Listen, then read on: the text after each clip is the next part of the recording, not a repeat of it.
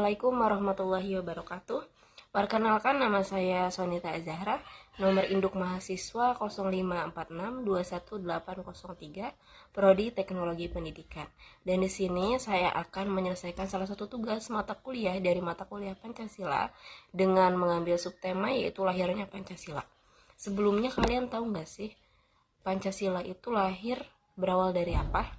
Pancasila lahir berawal dari sidang BPUPKI pada tahun 1945, di mana sidang itu dilaksanakan sebelum awal kemerdekaan.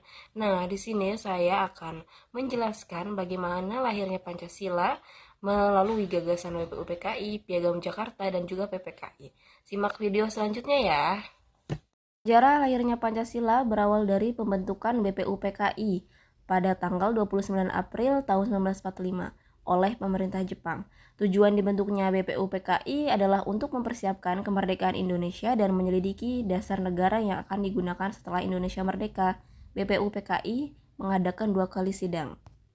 Sidang pertama pada 29 Mei sampai 1 Juni 1945 membahas tentang dasar negara. Dalam sidang ini, Insinyur Soekarno menyampaikan gagasannya tentang dasar negara yang disebut Pancasila pada tanggal 1 Juni 1945. Sidang kedua berlangsung pada 10 hingga 17 Juli 1945 membahas rancangan Undang-Undang Dasar Negara. Setelah sidang pertama BPUPKI, dibentuklah Panitia 9 pada tanggal 22 Juni 1945. Panitia ini menghasilkan sebuah rumusan dasar negara yang dikenal sebagai Piagam Jakarta atau Jakarta Charter. Isi Piagam Jakarta pada awalnya memuat rumusan Pancasila dengan sila pertama berbunyi, ketuhanan dengan kewajiban menjalankan syariat Islam bagi pemeluk-pemeluknya. Rumusan ini menjadi cikal bakal dari Pancasila yang kita kenal sekarang.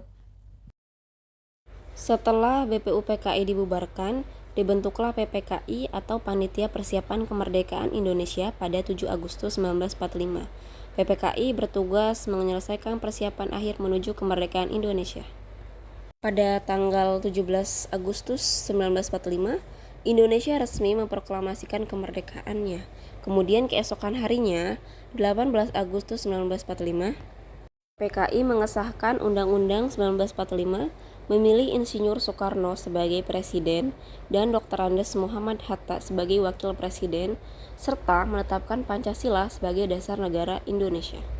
Dalam sidang tersebut, sila pertama diubah menjadi ketuhanan yang Maha Esa, agar dapat diterima oleh seluruh rakyat Indonesia tanpa membedakan agama dan kepercayaan.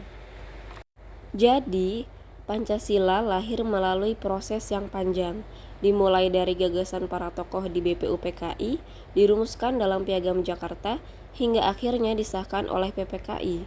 Pancasila menjadi dasar sekaligus pandangan hidup bangsa Indonesia yang mempersatukan kita semua.